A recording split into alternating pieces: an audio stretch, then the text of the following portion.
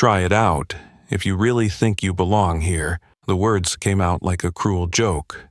A dismissive challenge thrown at the woman they thought was just a humble janitor. But what happened next left the entire auditorium stunned into silence. Naomi Walker had spent 11 years quietly dusting the pianos at one of the most prestigious music conservatories in the United States. She had never touched the keys, never spoken of the gift she had buried deep inside her for all these years. No one knew her story. No one asked. No one believed that someone like her, a black woman in janitor's attire, could possibly belong on that stage. Until one humiliating moment forced her to sit at a broken-down, out-of-tune piano, abandoned in a corner, forgotten. And from the very first trembling note, raw yet genuine, the world began to change. This is the powerful true story of how a woman, once overlooked, stepped into the spotlight. Not with fame or credentials, but with soul, with truth, and with a sound profound enough to awaken a forgotten piano and an entire forgotten generation. The Boston Conservatory in the early morning was a completely different world, where time seemed to stand still amidst the tall windows, covered in mist. It was the only moment Naomi Walker felt truly at peace. The black woman, with deep-set eyes always holding a gentle sadness, silently pushed her cart filled with cleaning supplies down the deserted hallway. Her rough hands, worn from harsh chemicals, carefully polished every key, every corner of the gleaming piano she'd never dared to touch for playing. Naomi had been working as a janitor at this prestigious conservatory for 11 years, but no one knew her name. To them, she was simply an invisible shadow, a small and insignificant part of the lavish world of high art. No one ever stopped to ask her a simple question: "How are you today?" In their eyes, Naomi didn't exist. Until one cold winter morning, as she carefully cleaned a Steinway Model D, the crown jewel of the conservatory, Blake Arliston's mocking, contemptuous voice suddenly rang out from the doorway, like a knife cutting through the silence. "How do you even work like this? You've left a stain," Blake sneered, arrogantly lifting his chin, his cold blue eyes looking at Naomi with a challenge. His expensive navy blue suit, son of a financial magnate, only seemed to highlight his unabashed arrogance. Naomi gently turned around, trying to swallow the suffocating feeling in her chest. She followed the long, slender finger of Blake, pointing to a spot that had been cleaned so meticulously it bore no fingerprints. Though she knew there was no stain there, Naomi didn't say a word. She simply picked up her cloth and continued wiping as if it were the most natural thing in the world. "Unbelievable," Blake sighed, his tone dripping with disdain, mixed with some perverse pleasure at her silence. "Someone like you could never understand the true value of this piano. I bet you can't even tell the difference between the sound of a Steinway and a cheap Yamaha, can you?" Those sharp, venomous words stabbed deep into Naomi's soul, awakening a long-buried pain she had concealed for years. But Naomi still restrained herself, not reacting, just standing there, continuing her work in silence. Her eyes now seemed like an ocean, calm on the surface, but beneath it, a storm was brewing. Blake stood for a few more seconds, seemingly disappointed by the lack of reaction from Naomi, before he turned and left with a self-satisfied stride, his leather shoes echoing through the hallway like a painful reminder of the social divide she would never be able to cross. When Blake's figure disappeared completely, Naomi slowly relaxed her hands, her breath trembling, her heart suffocating under the cruel words she had long become accustomed to, but never ceased to sting. She stood there, alone in the vast room, amidst the grandeur and coldness of a world where she would always remain an outsider. Naomi closed her eyes, trying to comfort herself by imagining a different world, a world where she could freely touch every key, where the music from her soul could resonate without having to bow to anyone.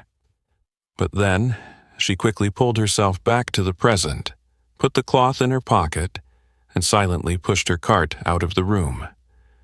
Her footsteps felt heavy, burdened with a deep sadness that no one else could understand.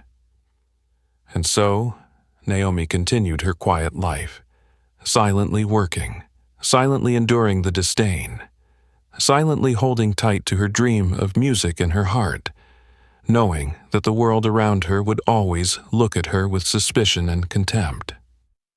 But what Naomi didn't know was that fate was about to present her with a great challenge, a chance to change her life completely, where her silence would no longer be a symbol of weakness, but would become a power strong enough to make all those who had looked down on her tremble with shame.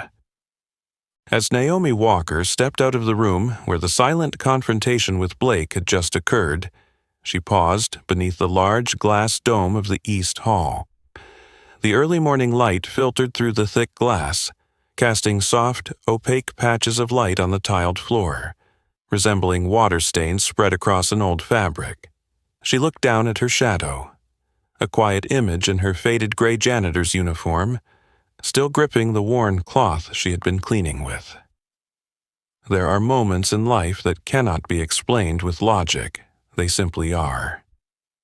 It's when the heart suddenly pulls you to a distant place, to a memory long thought buried, and now, as Naomi's shoulders still carried the cold echoes of Blake's arrogant voice, the past began to creep back in, like thin smoke drifting across a cold winter day. Savannah, Georgia, nearly 30 years ago. Naomi was a skinny little black girl, with wide eyes and hair twisted into unruly curls, tied with a faded fabric string. She lived with her mother in a small, damp apartment at the end of Riverside Street, where every night the sound of a train horn blended with the wind from the sea that blew through the windows, composing a melancholy tune for restless dreams. Her mother, Lucille Walker, was a strong woman, but time had worn her down. She worked nights as a waitress at an old jazz bar called the Blue Note, where the regulars were mostly poor laborers, long-haul truck drivers, or aging, wandering musicians. But no matter how harsh life was, Lucille nurtured in Naomi a world full of color, where music was the only thing that could make them forget hunger, overdue bills, and the nights when the rain leaked through the roof. Naomi had known about the piano since she was 7. Whenever her mother worked late, she would sneak into the bar once it was quiet. There, Curtis, an old jazz musician with wrinkled skin and warm eyes, would often sit for a while after folding his sheet music. He had no children, no wife, only a dark, upright piano and hundreds of ballads soaked in the scent of cigarettes. "Want to try, kid?" he would ask Naomi, his fingers gently strumming a few low notes as if awakening the piano after a long, weary day. Naomi would nod, and for the first time her tiny fingers touched the keys, and the decaying world around her seemed to stand still. The fragile, awkward sound filled the air, but to Curtis, he saw something no one else could see. A soul that listened to the melody before even learning to name it. "You've got music in your blood," Curtis would say. "That's something no school can teach. People can learn to play, but not everyone plays with their heart." In the nights that followed, he began teaching Naomi how to harmonize, how to feel rhythm with her body, how to let the piano speak when words couldn't. Naomi was captivated, as if she had found the only light in her life, a path with no map, only her heart to guide her. But life was never easy for people like Naomi. When Naomi was 11, her mother began coughing up blood. The diagnosis was stage 3 lung cancer. In the months that followed, Curtis still came to the bar, but Naomi didn't show up. She stayed home, caring for her mother, changing bandages, making porridge, washing dishes and massaging her mother's swollen legs from chemotherapy. The piano became a luxury, a volunteer group came to offer Naomi piano lessons. They brought a small electronic keyboard and promised to teach her for free every week, but after 3 lessons, they stopped coming. "We understand, but without reliable transportation, we can't continue," they said. Naomi understood. When you're poor, you don't have the privilege to chase your dreams. Her mother passed away when Naomi was 13. She moved in with her aunt, a strict woman who believed music was frivolous. "If you want to play an instrument, play the mop first," she would snap when Naomi asked for some free time in the evening. And so, the days that followed passed like a song missing its melody. Naomi stopped dreaming about the stage, stopped thinking of recording studios or stage lights. She worked odd jobs, helping in the kitchen, washing dishes, cleaning houses, and later working as a janitor. But every time she passed a music store or heard a piano playing somewhere, her heart would tremble. Now, standing in the cold hall of the Boston Conservatory, Naomi could still hear the sound of that old upright piano in the Blue Note. Remember every whisper Curtis had said to her like a chant etched into her soul. "When the world is silent, let the music say what you can't." Naomi touched a scar on her wrist, a mark from years of lifting and cleaning without rest. Her fingers, once delicate on the piano keys, were now calloused and rough. But deep inside, those hands still remembered. They still had the power to tell the story of a child who once knew passion and sacrifice. In a deep corner of her mind, Naomi had never fully let go. She had simply buried the dream beneath the ashes of duty, poverty, and a society that had taught her, "Someone like you should only stand on the outside, cleaning the stage for others to shine." But music, that fiery essence, had never fully extinguished. It waited. And now, after Blake's contemptuous glance, the memories stirred. No longer just pain, but a fire that had smoldered too long, now slowly finding its way to burn bright again. Naomi tightened her fist, her gaze no longer clouded as it once was. Inside her, a familiar whisper echoed from her memory. "If you dare to believe you have worth, the whole world will have to listen." And this time, she would believe. Music is a strange thing. Even when buried, covered by the dust of time and the heavy years of life, it always finds its way back. And for Naomi Walker, music didn't return in a glamorous concert or a hall filled with sparkling lights. It returned on a quiet winter morning, when the conservatory was still in deep sleep, and only she, a piano, and the eternal silence of cold stone walls remained. Naomi sat alone at the grand piano she had polished thousands of times but had never dared to touch as an artist. Her breath was visible in the light streaming through the tall window. No one in the building, no footsteps from students, no calls from the administration, only her and the piano. She hadn't planned on playing, it was just her hands naturally resting on the keys. A single note rang out, soft like a whisper, then another, and as if the piano itself had grown tired of waiting for this hand all these years, it responded with quiet, gentle, sorrowful echoes. The sorrow of an unfinished childhood, of dreams unspoken. Naomi closed her eyes. She didn't know what she was playing. She only knew that each finger was telling the story of her life through sound.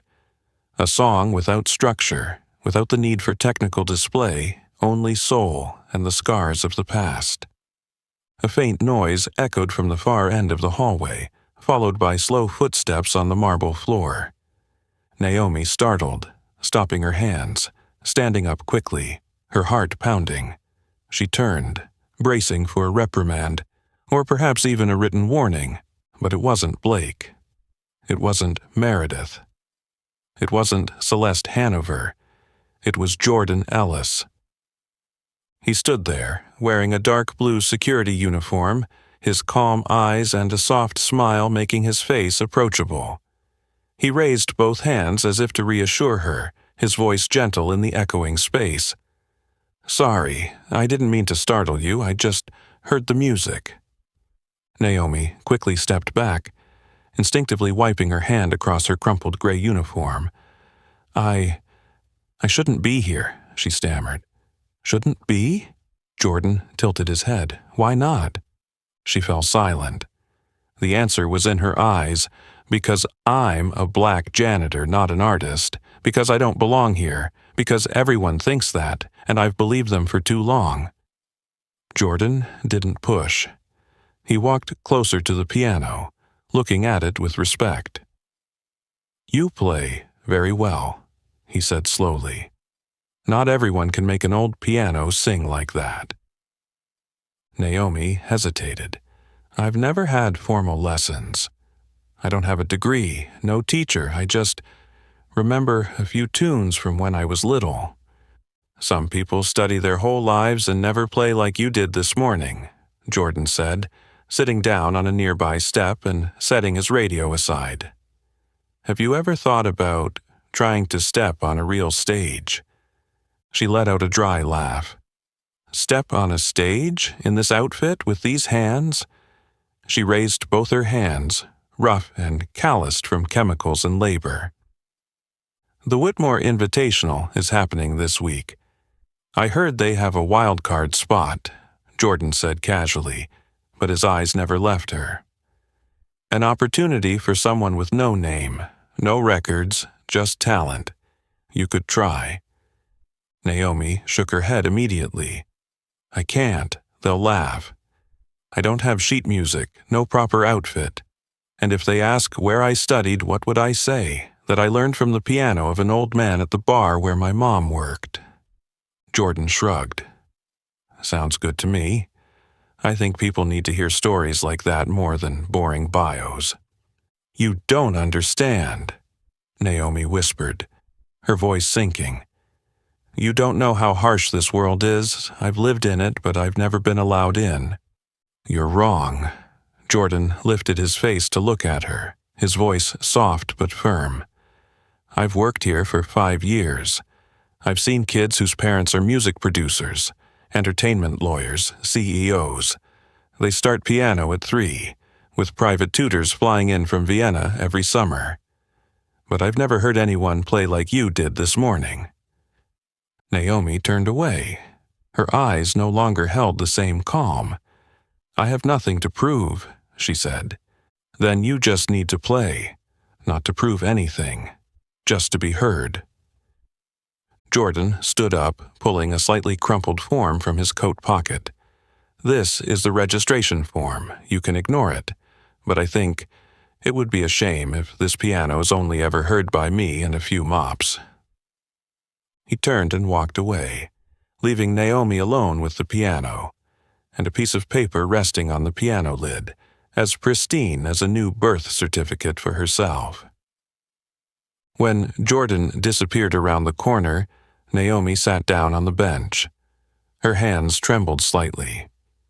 She didn't touch the keys. She only stared at the registration form, which, to her, seemed like a call from the deepest place in her memories, where the little Naomi once dreamed a dream full of music. Inside her, a very real fear gripped her. A fear that if she dared to step into the light, the world would drown her in judgment. But deep within that fear was a spark that if she didn't do this now, she might never forgive herself for the rest of her life. Naomi sat silently by the piano as the morning light faded, and the sounds of the conservatory began to stir from the distance. The opening of doors, the hurried footsteps of students, and the murmur of conversations echoing through the stone hallways. She carefully tucked the registration form that Jordan had left her, as if it were a sacred object, fragile enough that even the lightest touch could dissolve the hope that had just sparked within her. All morning, Naomi worked in a daze. Her hands continued cleaning out of habit, but her mind never left her conversation with Jordan and the wild thought of auditioning. She remembered the evening spent sweeping the practice halls, eavesdropping on the sounds of pianos drifting out from behind closed doors. Schubert, Chopin, Rachmaninoff, played by people younger than her, whiter than her, wealthier, and prepared from the moment they were born. They wore polished leather shoes, sheet music printed on thick paper, and business cards from prestigious music professors. And Naomi, she had worn-out rubber shoes, a uniform stained with bleach, a piece of music never written down, existing only in her memory and her body, like a whispered story in the dark. She knew exactly what would await her if she walked into that audition room looking like this. Stares, snide laughter, whispered words full of pity, or worse, contempt. And worst of all, if they didn't laugh, didn't speak, didn't stare, if they simply acted like she didn't exist. That was the thing she feared most, invisibility. Naomi didn't have lunch. She skipped the meal, only drinking a glass of water before quietly leaving the conservatory. When she entered her small apartment in Dorchester, the silence seemed to be waiting for an answer from her. She set her bag down, hung up her coat, and sat at the kitchen table, a place that, for years, had only been used for checking bills and writing down grocery lists. The Whitmore competition pamphlet was wedged between the electricity bill and a pizza coupon. Naomi pulled it out, gently stroking the glossy paper, as if its luxury only made her feel more alienated. The images of previous contestants, young, confident faces, eyes shining as though they were born to stand on a pedestal of glory, tightened her stomach. She knew some of the names in there. Preston Mitchell, the only son of the CEO of a Broadway theater chain in New York, was expected to win this year. Naomi had once cleaned his practice room, picked up his water bottle caps after practice, and heard him boast that he could play Chopin's Ballad No 1 Inch in the Dark with just 2 fingers. He was also the one who once made a mocking comment when he saw Naomi walk past the hall. "Careful, she might just sweep up all my notes too." Naomi had smiled lightly at the time, as she always did, a smile to hide the pain, to survive. Now, the prospect of facing him, not with a mop in hand but with a piano at the center of the spotlight, made her heart twist. But then, while all her reason tried to analyze, rationalize, deny, and warn, there was a very deep, very real part of her that whispered something else. If not now, then when? Naomi stood up, opened the cupboard under the sink, the place where she kept old tax files, vaccination records, and unused documents. She took out a pen, returned to the table, and spread the registration form in front of her. The first line, full name. She wrote, Naomi Walker. The next line, musical background. She hesitated for a long time, then wrote, self-taught from life. The last line, piece to be performed. She bit her lip, not Beethoven, not Debussy, not anything the judges would expect, just composition in C minor, untitled. That piece had no name, but it had a soul. And for the first time in many years, Naomi felt she didn't need anyone's permission to express that. She placed the pen down, her breath heavy as if she had just climbed a steep staircase. She folded the paper, placed it in an envelope, and set it beside the key for work the next day. That evening she didn't cook, didn't watch TV. She sat by the window, gazing at the streetlights, her heart as still as the surface of a lake after a storm. The next morning, Naomi dressed in her uniform, slung her crossbody bag over her shoulder, and left her apartment earlier than usual. When she arrived at the conservatory, she didn't head straight to the technical wing like she always did.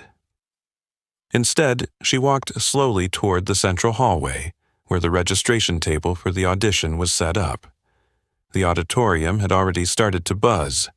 Contestants in wool coats, silk scarves, carrying leather-bound sheet music, quietly chatted with each other in the familiar tones of the art elite.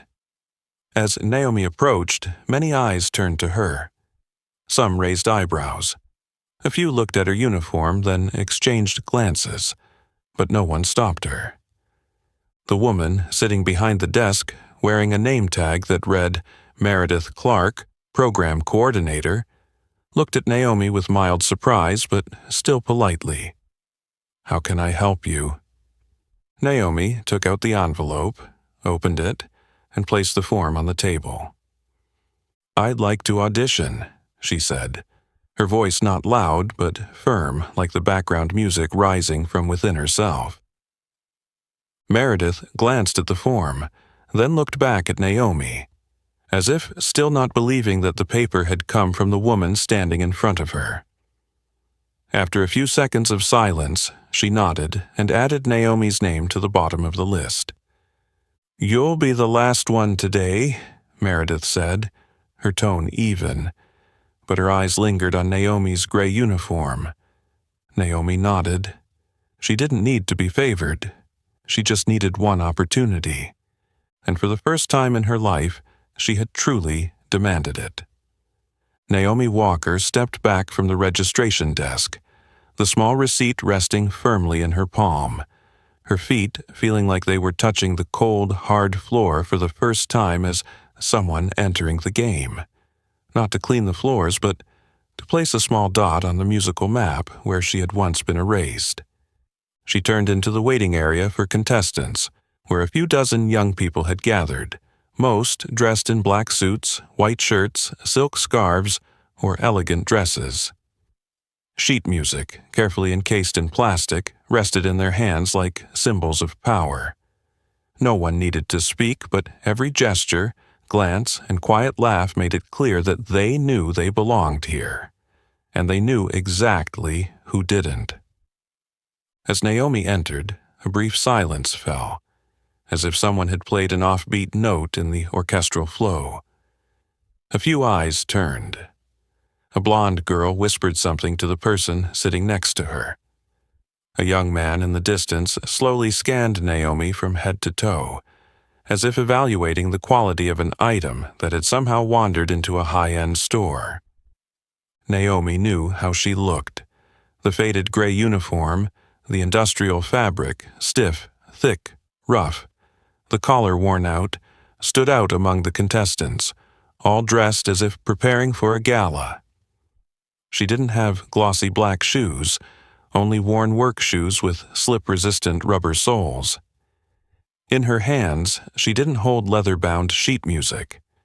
She had only her own hands, scarred by chemicals and hard labor. She chose an empty seat by the wall and sat down, her back straight, her eyes fixed on the slightly ajar door where the judges listened to each contestant's performance.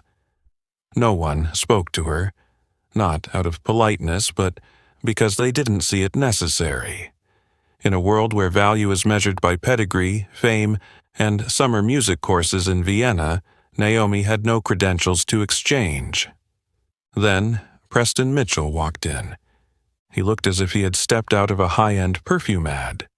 Brown hair slicked back, a slim-fit black suit, a perfectly pressed white shirt, and shiny Italian leather shoes. In his right hand, he carried a thick sheet of music, bound in deep green velvet with gold lettering reading Mitchell, Nocturnes and Fantasies, Volume 2. The way he moved, shoulders slightly turned, cold gaze, a smirk, made it clear, even to those who didn't know him, that he considered himself the center of the universe. Preston swept his gaze around the room, offering a friendly smile to a few girls near the entrance, then walked purposefully toward the row where Naomi sat. He didn't sit next to her but angled his seat in front of hers, turning toward her as though preparing for a short, comedic performance. "You've got the wrong room," he said, his voice light but laced with malice. "The staff meeting room is downstairs, at the end of the left hallway." Naomi didn't react. Preston continued, louder now, so everyone around could hear. "I was just kidding. Maybe you're here to clean up after our performance." A few quiet laughs echoed. A male contestant shrugged as if to say, "Just a joke." A girl checked her phone, but Naomi was sure she had just been snapped a photo. She didn't say anything. Her hands on her lap tightened, nails digging into her skin. But her eyes didn't look away. They locked directly on Preston, not angrily, not accusingly, but like a mirror reflecting the emptiness behind his glossy facade. Preston faltered for a moment, but his smile remained. "No worries. We can be flexible. If anyone needs to clean the stage after the dress rehearsal, I'll be happy to recommend you." Naomi took a deep breath. She didn't speak, but in her mind thousands of sounds echoed. Not words of rebuttal, but the sound of piano keys, rapid, choking, persistent like the footsteps she had taken her whole life. No one knew, but with every mocking word, Naomi didn't grow weaker. She quietly added another note to the music she was about to play. The jeers didn't break her. They stoked the fire inside her that had been burning silently for years. The door opened. A contestant stepped out, face flushed, eyes welling with tears. No one asked, only a few sympathetic glances. Then a female voice rang out over the microphone. "Preston Mitchell, please." Preston stood, brushing off his cuffs as if preparing to step onto a fashion runway. As he walked past Naomi, he paused, tilted his head, and whispered in a cold, steel-like tone, "Good luck with your jazz." And then he disappeared behind the door. Naomi closed her eyes. Her chest tightened, then released, like a bow being pulled to its limit. She had endured silence for 11 years. Now, the world had finally noticed her, but not with admiration, but with doubt, challenge, and contempt. Maybe that's why she needed to step onto the stage. Not to win, not to retaliate, but to be heard. And for the first time to make them, all of them, hear her for real. Naomi sat still like a quiet mountain as the audition room door opened again, and Preston Mitchell stepped out with a casual, almost arrogant demeanor.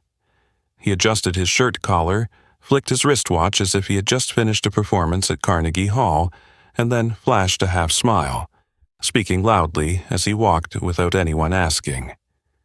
"Doctor," Hanover said, "My phrasing shows a maturity rarely seen at 23. He tilted his head arrogantly, his eyes glancing at Naomi like a dismissive farewell. "Good luck with your jazz experiment." Naomi didn't respond, but her hand, resting on her lap, had stopped trembling. "Naomi Walker?" Meredith Clark's voice rang out from inside, clear, betraying a hint of surprise despite her professional tone. Naomi stood up. The room fell silent, as though it had become a forgotten chapel in time. Each step she took seemed to leave a deep impression on the floor. A few eyes followed her, like sharp thorns. Some waited for her to fall. Others simply wondered when this little joke would end. The door closed behind Naomi. The audition room was spacious, with a high-vaulted ceiling and lights shining down from above onto the glossy wooden stage. 3 judges sat behind a long table on a raised platform. In the center was Celeste Hanover, with neatly tied silver hair and a perfectly pressed cream-colored blazer. To her right, a man with thick glasses, his eyes as stern as a judge in a royal conservatory audition. To her left, a younger woman, scribbling notes with an inquisitive look. Naomi stood in the middle of the room. The light cast her long shadow on the floor, pulling the heavy weight of her past along with her. "You're Naomi Walker," Celeste said, her voice both sweet and sharp like the edge of a razor blade. "According to your file, you'll be performing an original piece?" "Yes," Naomi replied, her voice clear and steady, without a hint of trembling. "And your musical background?" Celeste asked. "Self-taught," Naomi answered, without making excuses or lowering her gaze. A wave of whispers passed through the room. Celeste lifted her eyes from the paper and looked at Naomi as if analyzing an unlabeled specimen, suspicious yet cautious. "Do you work at the conservatory?" she asked, her eyes gleaming as if she already knew the answer. "Yes, I work in the cleaning department," Naomi replied, slowly but clearly, like a deep note in a multi-tonal melody. This time, the whispers weren't whispers anymore. One of the judges raised an eyebrow. Celeste didn't speak for a few seconds, then set her pen down. "We usually prefer classical works," she said, "but we don't oppose experimentation if it offers something worth hearing." Naomi nodded lightly. She was about to walk toward the grand Steinway piano in the center of the stage, the same piano she had only ever touched with a cleaning cloth for the past 11 years. But Celeste's voice stopped her. "Wait," she said, her tone still soft, but there was an undercurrent of cold steel. "I'm afraid the Steinway has been specially tuned for the main performance." She turned to the assistant. "Do we have any other pianos?" The woman quickly glanced around the room, then pointed to the far corner. "There's an old upright, but it hasn't been tuned, and it's not on the list for use today." "Perfect," Celeste smiled, then turned back to Naomi. "Perhaps that one will be more suitable for an emotional performance." Naomi stood motionless. Those who had once been looked down upon would recognize the hidden sarcasm beneath the polished phraseology. The upright piano in the corner was made of weathered plywood. Its legs cracked, the surface scorched from cigarette burns and scarred by time. It wasn't an instrument. It was a blunt metaphor. You don't belong on this stage. Celeste tilted her head, her voice mocking but still challenging. "If you find it difficult, we can certainly consider ending your audition here." Naomi didn't speak. She simply turned, walking toward the old piano. Each step felt like walking on the broken tiles of years of prejudice. She sat down, her hands gently resting on the chipped keys. A pedal creaked. The wood cracked softly under the weight of her body. But she didn't mind. She closed her eyes and exhaled a long breath. There were no more eyes from Celeste, no more Preston, no more gray uniform, only Naomi, and the music flowing through her like blood, like a heartbeat. The first note rang out, muffled but enough to cut through the heavy atmosphere. No one laughed, no one sneered, and Celeste, though still maintaining her composed face, began to tilt her head slightly to the side, as if listening more closely. Naomi let her left hand guide the way with slow, deep chords, carrying the feeling of earth, of fire, of unspoken sorrow. Her right hand danced like the wind, weaving melodies both tender and powerful, as if she were speaking a language that could only be expressed through the piano. She didn't play to prove anything. She played to tell her story. Each note was a scar, a loss, a hope that had never been named. Despite playing on an old, worn-out piano, Naomi's music was anything but faint. It rang with the weight of a lifetime, and that no one could teach. Celeste slowly sat up straighter. Her lips tightened, her gaze no longer as confident as it had been at the beginning. For a moment, she glanced at the female judge beside her, who had stopped taking notes, her eyes wide, her breath slowing. Naomi kept playing, knowing that she was being tested in the most unfair way possible. But she understood, sometimes, the most forgotten pianos make the most memorable sound. And today, she would make them, all of them, remember an old piano, and the woman who had once only been allowed to clean it. The sound from the old piano keys, instead of being jarring or fractured as Celeste Hanover might have expected, resonated with a quality almost impossible to define. It wasn't perfection, but it was truth. A truth so raw that it made one forget about tone and simply listen with the heart. Naomi Walker didn't try to make the piano sound better. She didn't fight its age. Instead, she allowed its sound to emerge exactly as it was, chipped, hushed, uneven in some places, slightly off pitch at times, but never off from the emotion. She played her own piece, a nameless composition, never written down, each melody fragment existing only in her memory and her body, as if her very being had etched it through the years of work, sleepless nights, and silently buried dreams. At first, a few people in the room remained wary. Celeste sat up straight, her hand lightly resting on the table, her gaze cold as though analyzing a freshman's technical faults. But in less than a minute, something in her eyes began to change, subtle, but enough for the person sitting next to her to notice. The piece began with slow, deep chords, like the footsteps of someone walking through life with patience. Each note heavy, carrying the breath of dark roads, where streetlights dim and the wind whistles through the thin coat of a janitor returning home at midnight. Naomi's right hand wove a jazz-inspired melody, not in an academic style, but with a soulful depth that made people stop and listen in silence. It wasn't music learned from textbooks, but music distilled from life. Music that those who live on high pedestals would never get a chance to touch. The young female judge, who had been diligently taking notes from the start, now set her pen down. She didn't know when she had stopped writing. She didn't know why her throat had become tight. Another minute passed, and the music continued. Then something shifted. Naomi changed key. With her left hand, she played a broken, dry rhythm, like the sound of a subway passing through the city in the dead of winter. Her right hand pushed the melody into a soaring, hanging interval, like a cry from a cliff face with no one to answer. It was loneliness, but not despair. It was pain, but not hopelessness.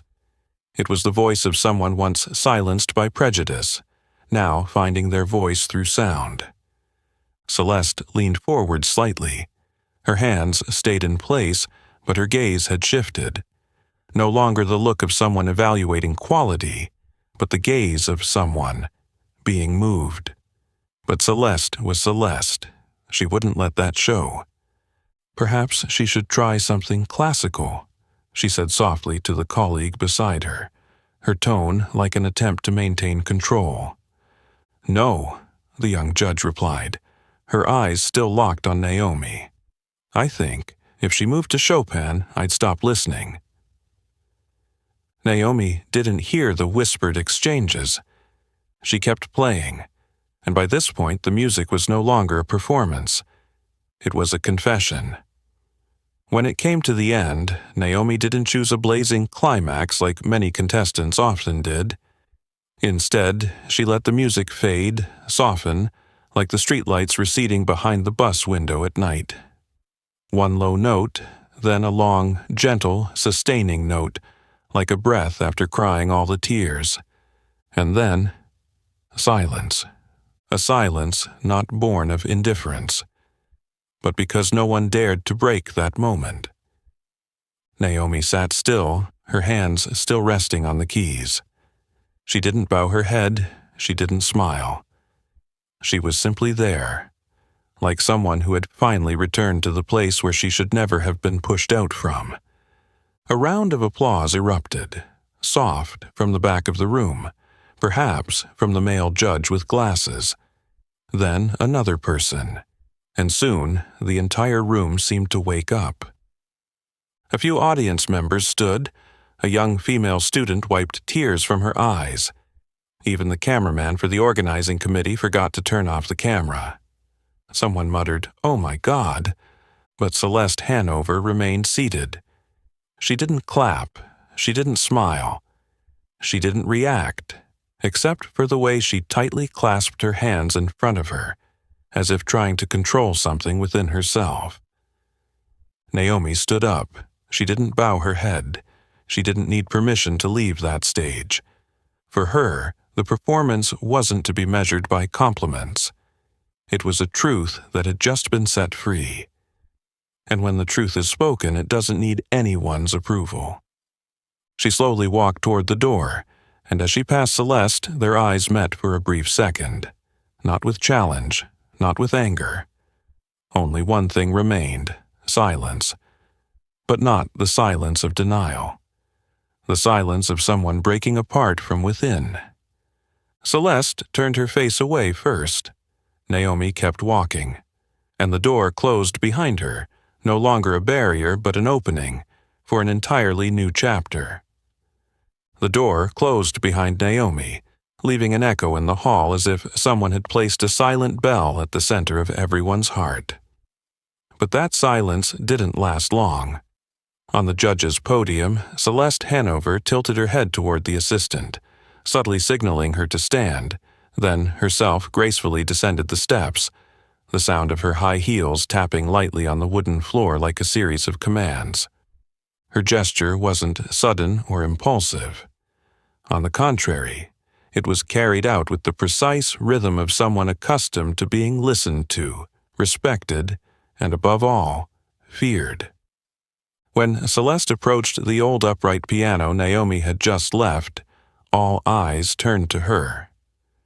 The way she walked, the way she casually flicked a strand of silver hair back over her shoulder, the way her hand lightly touched the cracked wood, everything made it clear that she wasn't stepping down to perform. She was reclaiming the stage. "Perhaps," Celeste began, her voice even and sweet like sugar dissolving in hot water, to help the panel better visualize the level of technical skill required for a competition like Whitmore, "I'd like to present an excerpt." Naomi, still standing near the door, hesitated. Celeste didn't need anyone's permission. She sat down, adjusting her posture as if sitting before a Steinway in a concert hall in Vienna, not an old upright, then began to play Chopin's Nocturne Opus 9 No. 2, a deliberate choice. Each note rang out perfect and beautiful, but also cold, like a flawless layer of lacquer. Celeste played with perfect technique. Sharp fingers, delicate pedal work, precise phrasing. Each movement seemed rehearsed over thousands of hours, like the old piano itself had to defer to her. But what the room heard wasn't just music. It was a declaration of war through the piano keys. Naomi understood that from the very first notes. This wasn't a technical demonstration. It wasn't a sharing of knowledge. It was a test. A weapon wrapped in velvet, thrown to reclaim power. That which Celeste felt she had just lost because of a performance from a woman in a janitor's uniform. When the music ended, Celeste turned her head, not looking at the judges, but directly at Naomi, the woman still standing by the door, her back slightly stiff. She stood up without a word, then gently brushed off a little imaginary dust from her sleeve. "That's the level of control," Celeste said, as if concluding a master class. "Music, to endure, must be built on a foundation." Naomi didn't move, but in her eyes the old fire was rekindling, not out of pride, but because the truth was being distorted right before her eyes, and for the first time in her life she couldn't remain silent anymore. She walked back to the stage, heading straight for the piano that Celeste had just occupied. The room held its breath. The judges exchanged glances. But Naomi didn't ask for permission. She simply stood by the piano, her hand lightly resting on the lid as if asking it one final question. "Are you still willing to help me?" Then she sat down. No words, no promises, no preambles. And she began playing her own piece again, from the exact point where she had left off earlier. At first, some thought she might be playing a new piece. But no.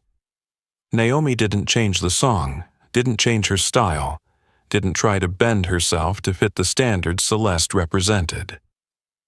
She returned to her own music, continuing it as if no one had interrupted. And this time, the melody wasn't just a personal story, it became a manifesto. Her left hand struck harder, more decisively, like the footsteps of someone walking against the wind. Her right hand, instead of being gentle like before, became sharper, digging into dissonant intervals, creating a musical quality that was almost unpredictable, but not chaotic. She was turning imperfection into style. The melody intertwined complex jazz chords with the blues rhythms of the American South. A fusion of the Savannah bar nights, the whispered words of a dying mother, the wind blowing through the station, the voices of forgotten years, all wrapped in hands that refused to follow any form. For the first time, Celeste didn't know what to do. She couldn't interrupt. She couldn't correct. She couldn't signal. She couldn't reclaim control. Sitting in the judge's chair, Celeste was frozen, like a composer who had just heard their symphony distorted and reluctantly realized it was better than the original. When Naomi finished, she didn't look at Celeste. She stood up, gave a slight nod to the judges, a nod as if placing the final period on an undeniable reply. No one in the room dared to break that moment with words. And for the first time in the history of the auditions Celeste had presided over, she was the one who had no response. Naomi walked away, never looking back. And behind her, Celeste Hanover remained seated, her gaze frozen in an expression never before seen. When a wall of power begins to crack by a nameless piece of music from a woman who wasn't invited, but had forced the entire world to listen. Naomi didn't look back as she left the audition room. It wasn't out of pride, but because she knew that if she did, she would see Celeste Hanover, the most powerful woman in the conservatory world, sitting there, as cold as stone, but perhaps inside, a seismic shift had just been triggered. And Naomi understood. If she stopped, if she let emotions overpower her reason, she would once again let someone else take the moment that was rightfully hers. Outside in the hallway, everything remained as noisy as before, as if nothing had happened. Some contestants were reviewing their sheet music. Others were on the phone, checking in with family. But there was a subtle shift, so delicate it was almost imperceptible. Yet to Naomi it was as obvious as an offbeat note in a chord progression. No one mocked her anymore. No one looked at her as if she were the water bearer or the dust sweeper. Instead, there were quiet glances, a little hesitant. Not out of immediate respect, but because of the fear of something they couldn't quite explain. How could a woman with no formal music education, who didn't attend a conservatory, who didn't even know the proper names of classical works, make an entire panel of judges fall silent?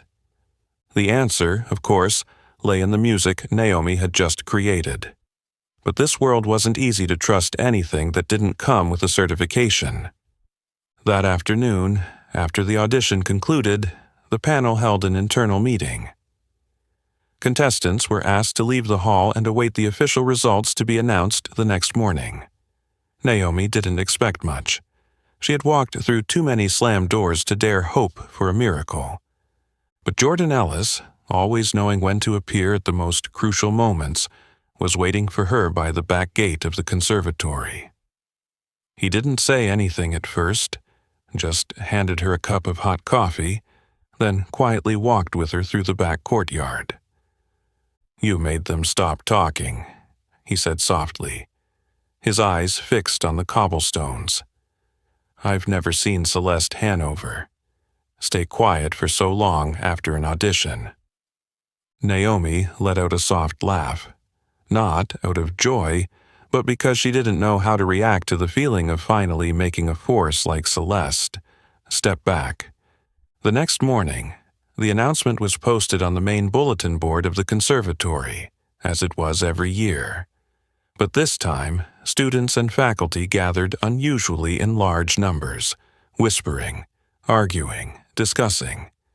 Right under the title Official Finalists for the Whitmore Invitational, 5 names were printed in bold, and at the very bottom, after the names of those from the most prestigious conservatories in the country, was Naomi Walker, wildcard selection. The conservatory was almost silent for a few seconds. Then, the contradictory reactions began to rise like off-key notes in an incomplete melody. No way. A janitor. Is this a publicity stunt? Maybe the judges are experimenting with something.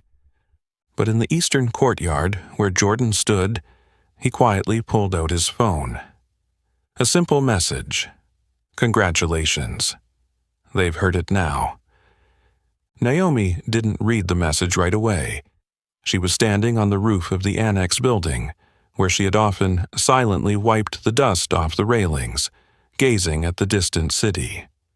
She held a copy of the results list, someone having slipped it into her hand, and she read her name over and over, as if afraid it might disappear at any moment.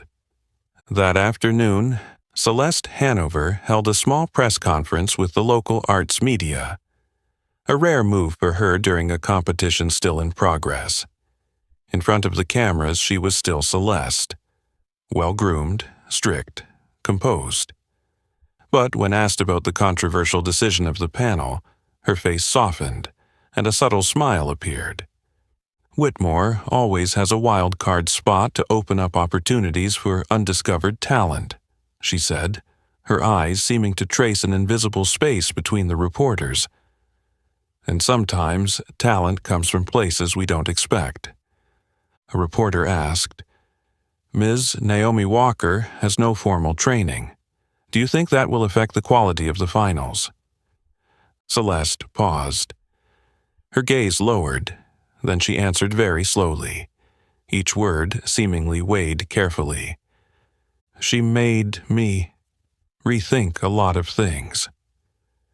That was the closest Celeste could come to admitting she was wrong, without fully acknowledging it. But everyone understood, especially those who had witnessed the moment Celeste had left her seat at the judges' table the day before, trying to interrupt Naomi and failing. Still, in Celeste's mind, the storm hadn't yet stopped. She had seen many talents. She had trained, discovered, and discarded those who claimed to be prodigies. But Naomi Walker was unlike any of them. She had no structure, no standards, no plan. And because of that, she couldn't control her. That made Celeste both admire and doubt her. Admire, because few could make an entire room fall silent with music played on an old upright piano. Doubt, because she didn't know what Naomi would do next. And if there was one thing that frightened Celeste Hanover, it was a free artist, one who didn't need her approval to exist. Naomi didn't know any of this. She only knew that she was about to step onto the stage for the finals, a place where the lights would not just illuminate her fingers, but also the calluses on the hands that once held a broom, and the wounds that no one had ever seen. But this time, she wouldn't hide anything. She would let it all show, like a truthful piece of music without any gloss. And if anyone felt moved by it, that would no longer be her responsibility. She just needed to play. Naomi Walker had once thought that if her name were ever mentioned, it would likely be in the faint introduction of a colleague. She's the night shift worker in the East Building, very diligent. But no, now Naomi Walker's name was spreading across the internet at the speed of a storm, beyond the stone walls of the Boston Conservatory, beyond the prestigious Whitmore competition itself. It all started with a 3-minute video, grainy, slightly shaky, but capturing the moment Naomi played her nameless composition on the old upright piano during her audition. No one knew who filmed it. It could have been a student, it could have been a backstage staff member, but that didn't matter. Within 24 hours, the video had over 100,000 views, with the title, Janitor Shocks Conservatory, with soulful piano performance, judges speechless. The internet didn't need to know where she came from. They only needed to feel it. And they felt it, her music reaching deep, like it was speaking the words of those who had been silenced for so long and could never put it into words. Comments flooded in. I cried when I heard her play, not because of the piece, but because I saw a part of lost youth in it. She doesn't need to play Chopin. She is her own music. How can I contact Naomi Walker? I want to invite her to TEDx this year. In just 3 days, Naomi received over 70 emails, interview invitations from NPR, CBS, The New York Times, The Guardian, and even a famous podcast about inspiring women. Art schools in Chicago, Dallas, even Berkeley sent letters inviting her to be a guest speaker or performer. A renowned music magazine called her the echo of truth in the age of technique. Everything came so fast that Naomi didn't even have time to understand what was happening. One late afternoon, Jordan Ellis met her in the back campus of the conservatory, where they had often silently sipped coffee by the ivy-covered wall. "Are you okay?" he asked. Naomi just looked down at her hands, her right hand trembling slightly. Not from the cold, but from the weight of public scrutiny now pressing on her like an unresolved cord. "I don't know if I can do this," she admitted. "I just played music. Now they expect me to be a symbol, to be a teacher, an artist, a guide, but I've never guided anyone. I'm not even sure I've been walking in the right direction." Jordan didn't answer right away. He knew Naomi wasn't speaking out of weakness. She was speaking with clarity. She understood very well that once people labeled her a phenomenon, they wouldn't just applaud, they would scrutinize. Meanwhile, in Celeste Hanover's office, the atmosphere was entirely different. She had received the critics' response report from the audition round. On paper, Naomi Walker was becoming the leading figure of a new wave. Music from real life. Music that didn't come from velvet or soundproof studios, but from kitchens, storage rooms, restrooms, the places no one would expect an artist to emerge from. Celeste looked at the list, then at Naomi's picture on an article with the bold headline, "The Janitor Who Wrote Her Own Symphony," and a strange feeling stirred within her, unease. Not because she envied her, but because she couldn't control this. A part of Celeste, raised on knowledge, discipline, and structure, couldn't accept the idea that someone without formal training would become the face of contemporary art. But another part of her, the part she rarely showed, was forced to admit. Naomi had something that even after decades of teaching, Celeste herself couldn't create. And that made Celeste feel like she was standing at the edge of a great change, a change that didn't have her name in the headline. For Naomi, the following days passed like a stretched-out dream. In the mornings, she still worked. She still mopped the floors of the hall where she had performed. Despite the growing number of performance requests, she hadn't dared to quit her job, partly because she didn't trust her place in the new world, partly because she still felt safe in the repetition of her old work. In the afternoon, she practiced, not to please the judges, but to prepare for the finals. For the first time in her life, music was no longer just a place to hide. It was where she would stand up and say, "I am here." In the evenings, she replied to a few emails, ignored most.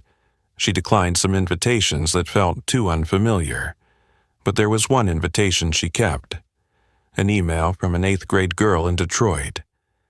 "Ms. Naomi, I used to think black people couldn't play piano like white people, but I heard you play, and I want to learn.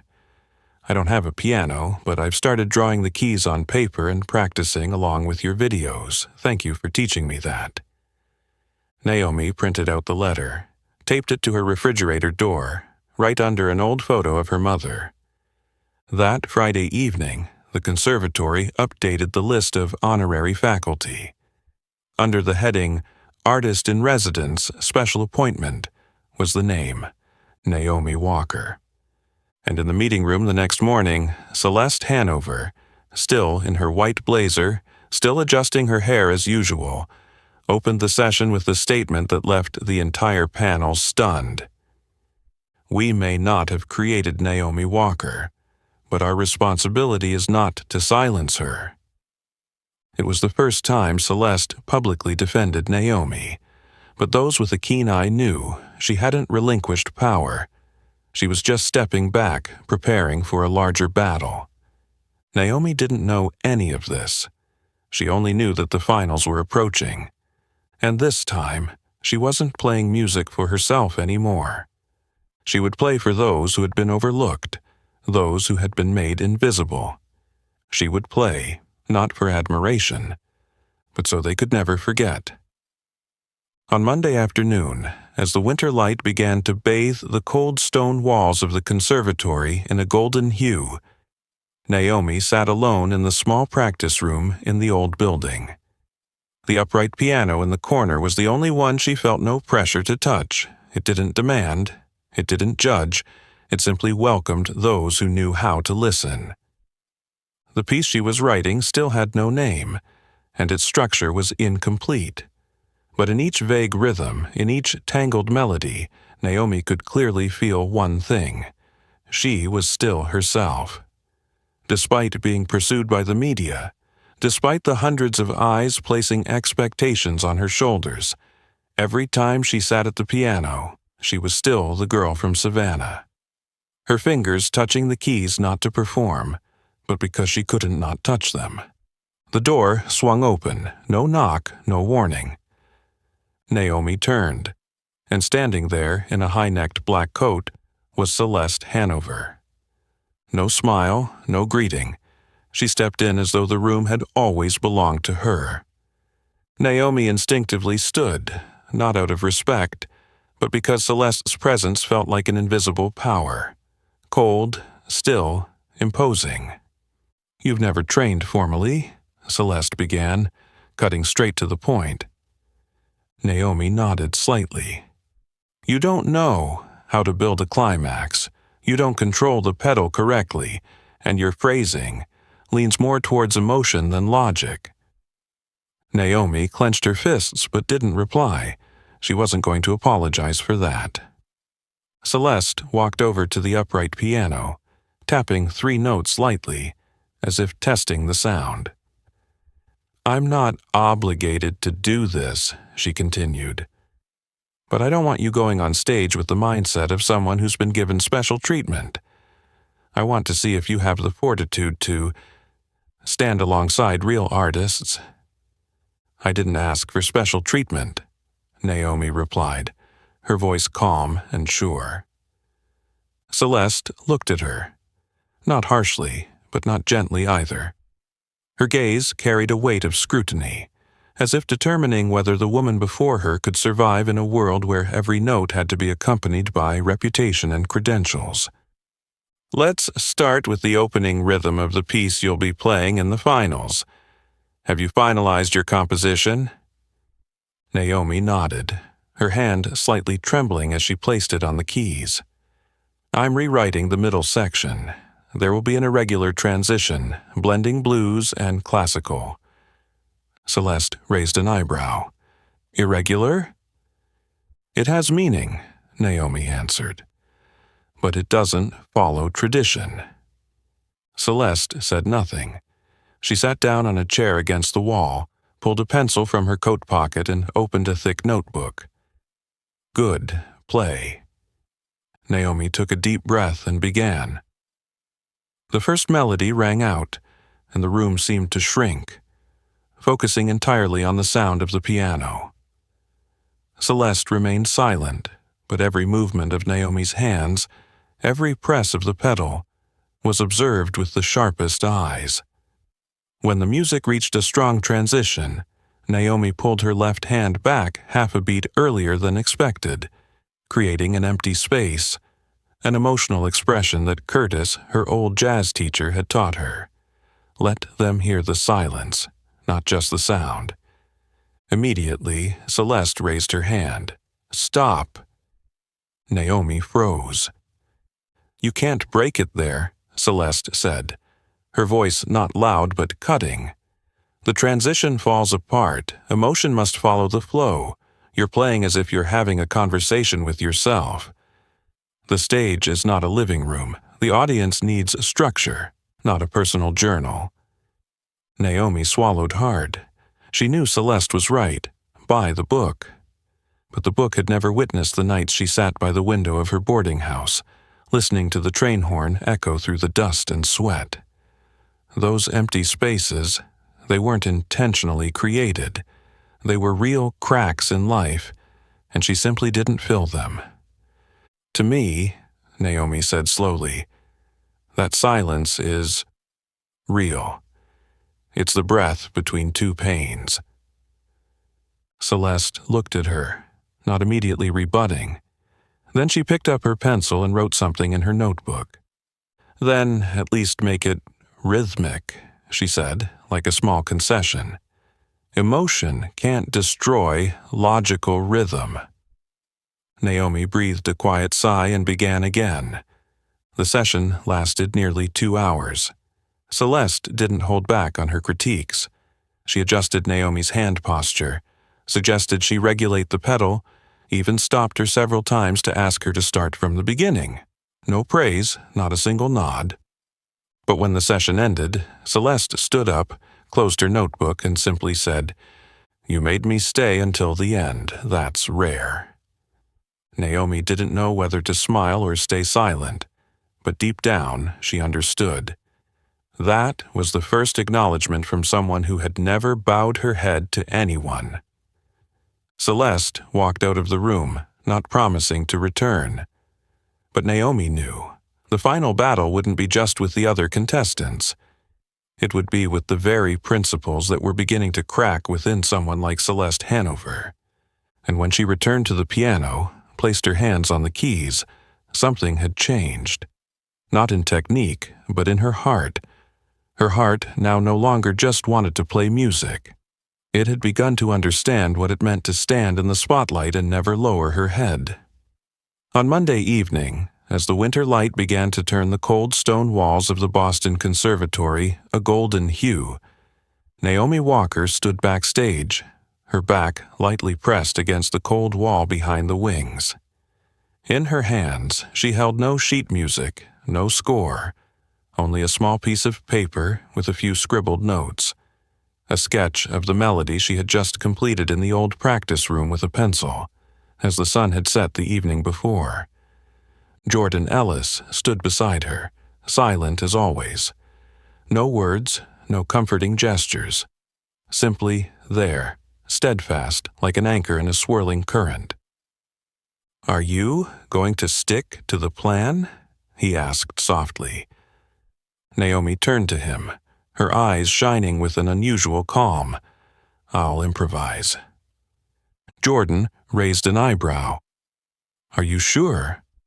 This is Whitmore. No one has ever—" "Because no one has ever dared," Naomi interrupted with a smile.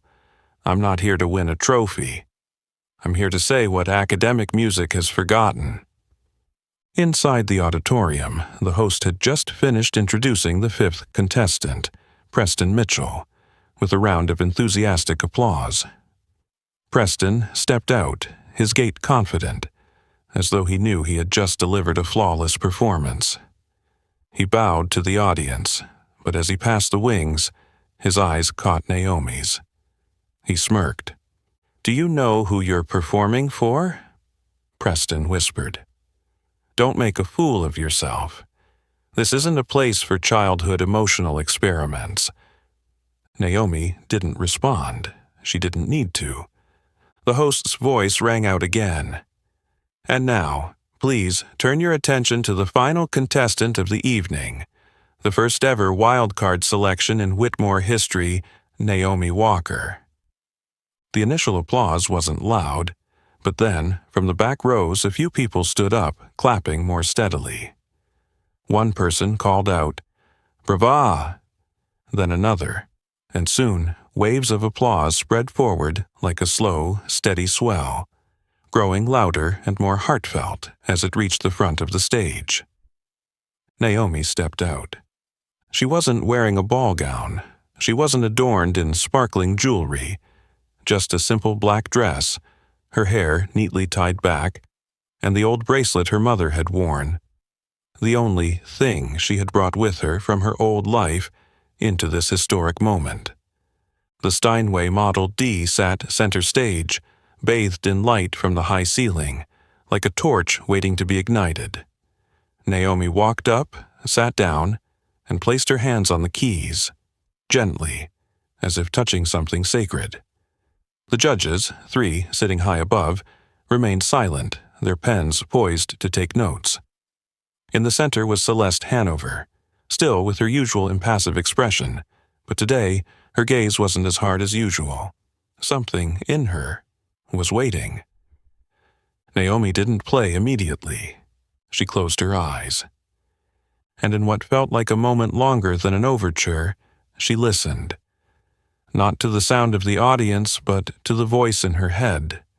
The voice of her mother, of her late jazz teacher, of the footsteps down the silent halls over the past 11 years. Then she began. No sheet music, no pretense, no structure, just music, living in that moment, created from the pain and hope that blossomed at the same time.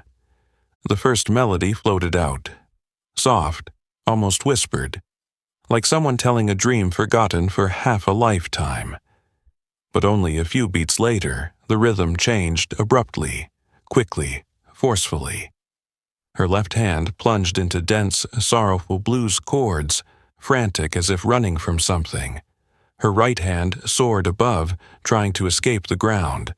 Emotional riffs, free from rules, yet still following their own logic, the logic of the heart. The audience was stunned. Even Celeste leaned slightly forward. Her pen stopped midair. Naomi was improvising. Right there, at the Whitmore Finals. Something that had never happened before. She was speaking in a language no one had taught. One of those forgotten but not disappeared. She was telling the story of smoky summers in Savannah, of the music that echoed from the bar where her mother worked, of the nights with the wind howling through the dormitory window as she sat alone, sketching the piano keys with a pen on a wooden table.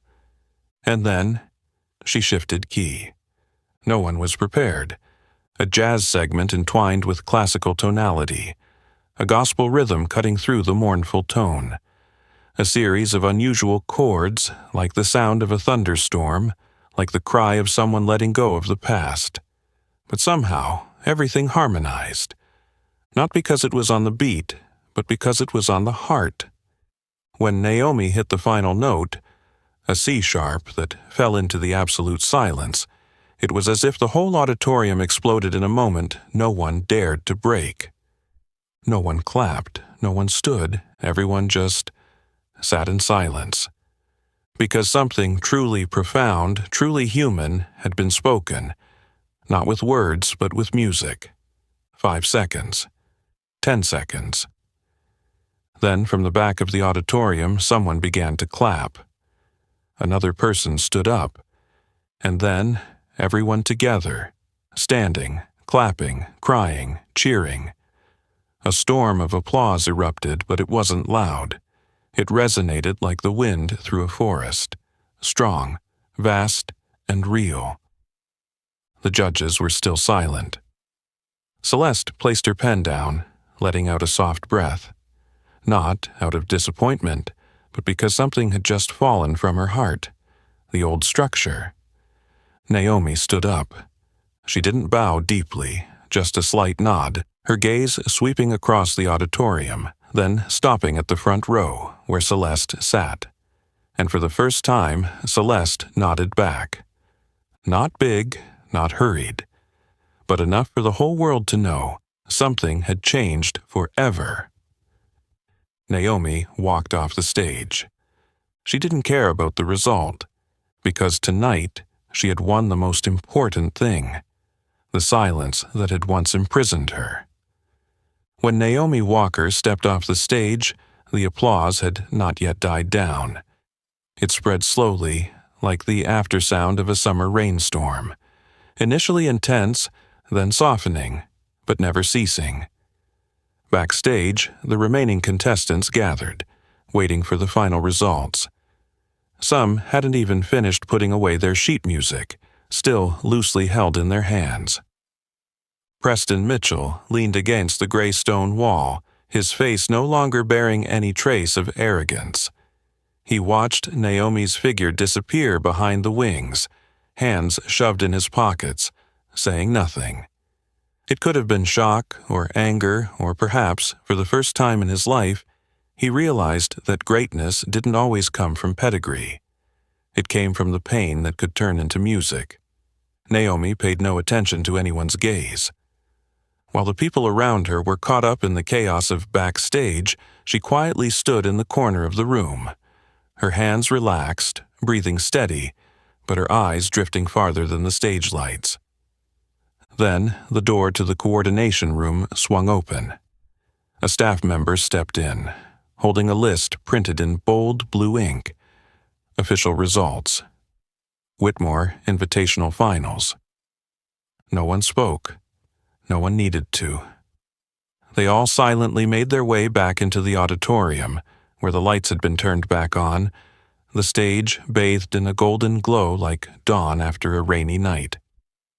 Celeste Hanover was the first to step onto the podium.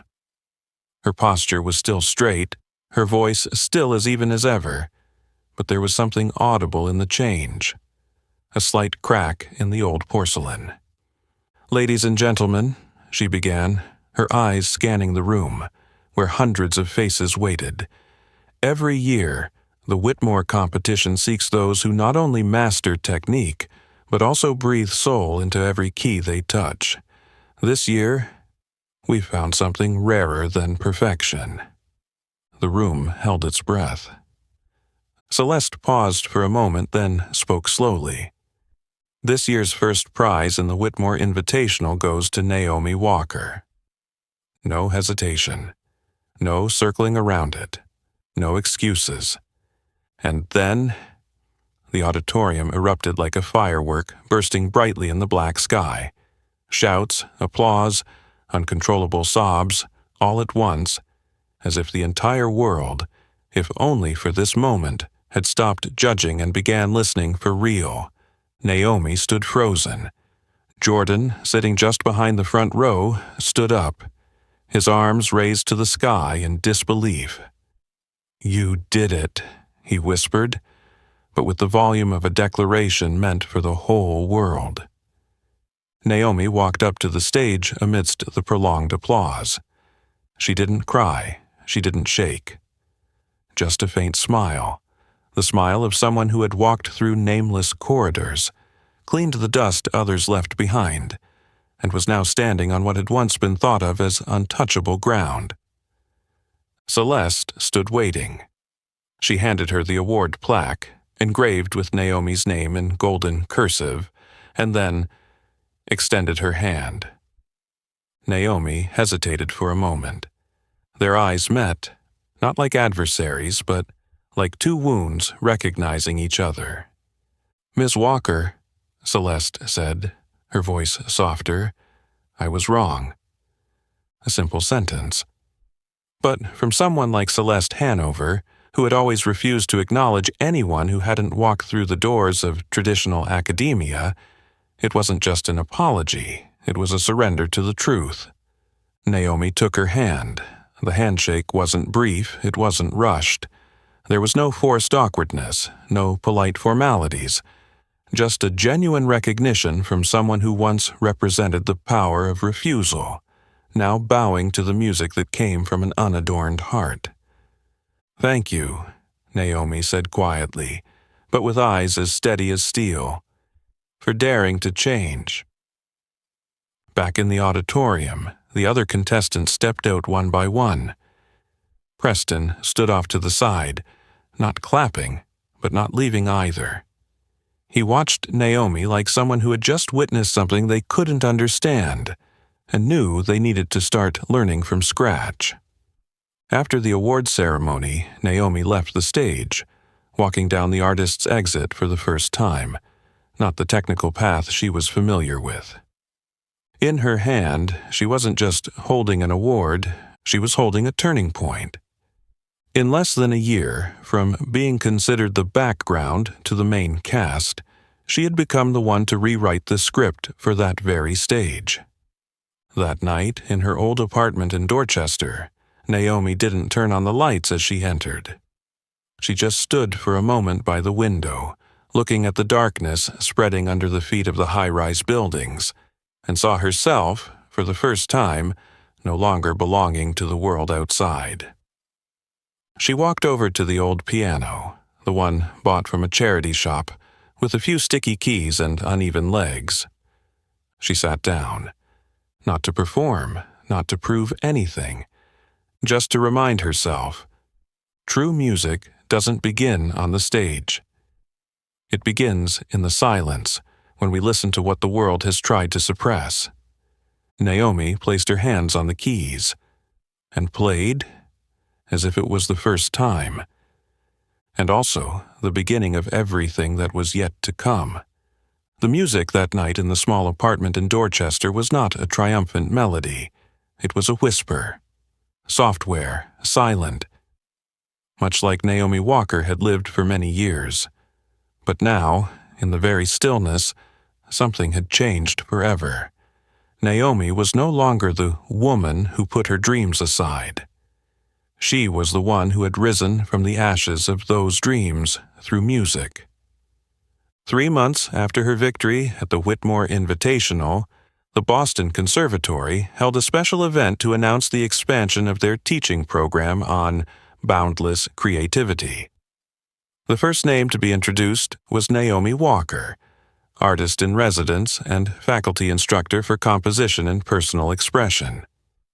On her first morning stepping into the classroom as an instructor, the sky over Boston was a silvery gray, like the dust of the uniform she once wore. But this time, she did not enter through the back door. She didn't lower her head. She didn't avoid anyone's gaze.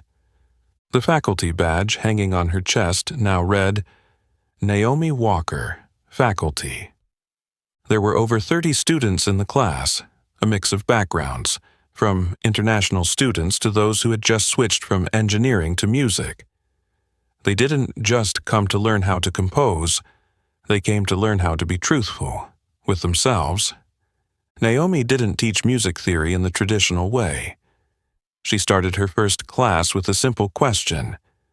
Who among you has ever thought that your emotions are something no one wants to hear? Almost half of the class raised their hands. Naomi smiled. Then I will teach you how to turn silence into melody. News about her spread beyond the conservatory. Art schools in New York, San Francisco, and Detroit sent invitations for part-time teaching. Community music organizations, especially in low-income neighborhoods, called on her to be an inspiring ambassador. A major music publisher sent her a contract to release a collection of the pieces she had played. They named the collection From Silence to Symphony, the notes never written. But Naomi didn't stop there. She began organizing free workshops in the community, in places where art had once been a luxury, like an old church in Southside Chicago, a public library in Baltimore, or even in an abandoned basketball court in East Harlem. In each session, she didn't recount her Whitmore victory like a fairy tale. She spoke about the years spent cleaning floors while the music still played inside her. About the sleepless nights, not from practicing, but from worrying about paying her mother's hospital bills. About the fear that she would die, taking with her melodies no one had ever heard. And then she ended with a familiar phrase. Don't wait for someone to give you the right to speak. Play, even if the world isn't ready to listen. Naomi's presence at the conservatory also sparked a quiet yet powerful wave of change. students who had been hesitant to write music outside the theoretical framework began experimenting with jazz, R&B, and soul. Conservative professors, who had initially dismissed Naomi as a passing phenomenon, were gradually forced to sit up, listen, and hear the emotional recordings emerging from her classroom. Some of them, like Professor Broderick, who had once rejected students for lack of academic experience, now officially petitioned the board to revise the admissions policy to include candidates without traditional academic backgrounds. Celeste Hanover, after the fateful handshake with Naomi, still held the position of head of the department. But now she often appeared quietly at the back of Naomi's classroom, sitting still like a student, taking notes, watching every question Naomi asked the students. Once, after class, Celeste slowly walked over to her. "You play very strangely," she said, for the first time using a familiar tone. Naomi smiled. Strange is how the world defines what it doesn't understand. Celeste nodded gently, and for the first time her gaze no longer held the judgment of a critic. It was the gaze of someone, learning again from the beginning. On social media, Naomi became an icon mentioned in hundreds of posts, videos, and podcasts, but not as the award-winning black musician. Instead, with the nickname given to her by the community, the composer of the unheard. She received letters from single mothers, the formerly homeless elderly people who had never learned music, but were now pressing their first chords after watching her performance videos. There were letters from high school students in rural Texas, in the suburbs of Alabama, where an old piano was a treasure, and dreaming of standing on a stage was something no one dared to speak aloud. Naomi still lived in her old apartment in Dorchester, still kept the scratched wooden upright piano in the corner of her room. But now, when she sat down at it each night, music was no longer just a refuge.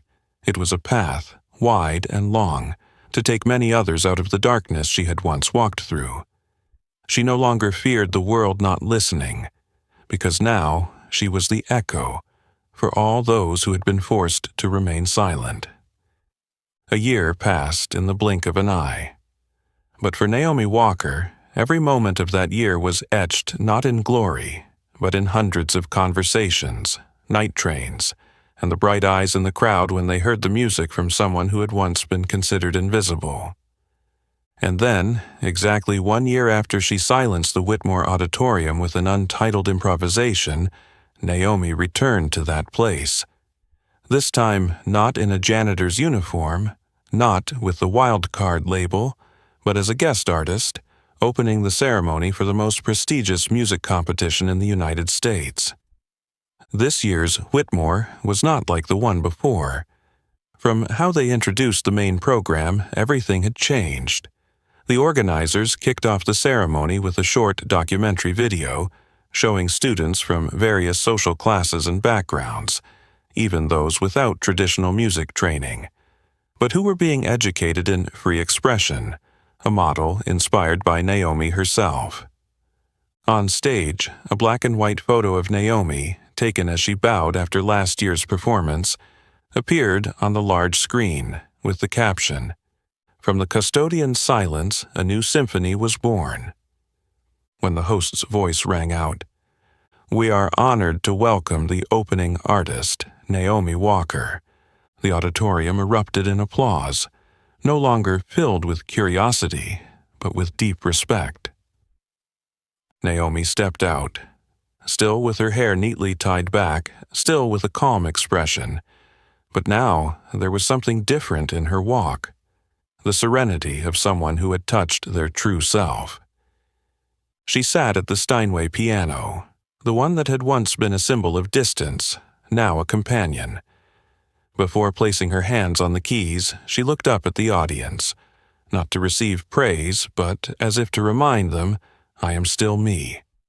The woman who once wiped the dust on the floors of this auditorium, but never wiped away the music in my heart.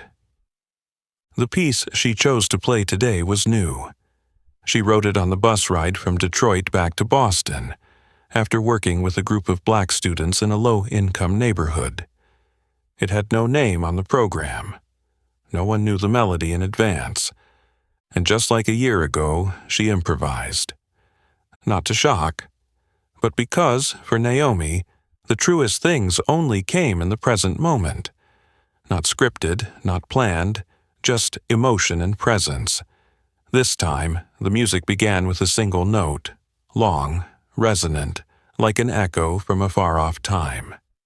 Then, slowly, the intervals intertwined, shattered, grew frantic, breathing with the essence of gospel, the rhythm of jazz, the emotions of the prayers her aunt used to sing in church. The auditorium was no longer a performance space. It had become a place of connection, where music was not just art, but a call from memory, from wounds yet to heal, and from dreams unspoken. And then, like a quiet stream, the music ended with a series of suspended chords, not complete, but full of hope. Naomi stood up. She didn't bow like the other contestants, but like someone returning, not to seek recognition, but to make a way. The applause continued, undying. Many stood, some even cried. Celeste Hanover sat in the front row, her face showing visible emotion. For a brief moment she placed her hand over her chest, her gaze no longer that of a judge, but that of a student having just heard the greatest lesson of her life. After the performance, Naomi walked down the Whitmore hallway where her janitor's footsteps had once echoed 11 years ago. Each stone, each window frame, no longer felt cold. They had become witnesses, nodding at her as if saying, "We've seen it all." As she was about to leave the auditorium, a small voice called from behind, "Miss Naomi." Naomi turned. A young black girl, about 10 years old, with curly hair and a red coat, clutching a music notebook. Beside her stood her mother, a slender woman in her 30s, standing still, as if not daring to interrupt her daughter's moment. The little girl walked up to Naomi, her eyes wide and sparkling, her voice trembling but full of determination. I watched the video of you performing last year. My mom said you used to be a janitor like my grandma, but I see you as a star." Naomi knelt down to the girl's eye level. "What's your name?" "Annalise," the little girl smiled, then shyly opened the notebook. "This is the first piece I've written. I named it Bright Window, because it starts soft like the night, but gradually brightens like the morning in your video." Naomi opened the notebook and saw handwritten notes, crooked and immature, but full of soul. And she saw herself in those notes, the way she once sketched piano keys on the wooden table, with a piece of music no one wanted to hear, except the heart. She placed her hand on the page. "Can I ask you something?" Annalise whispered. "Is my writing good enough?" Naomi looked straight into her eyes.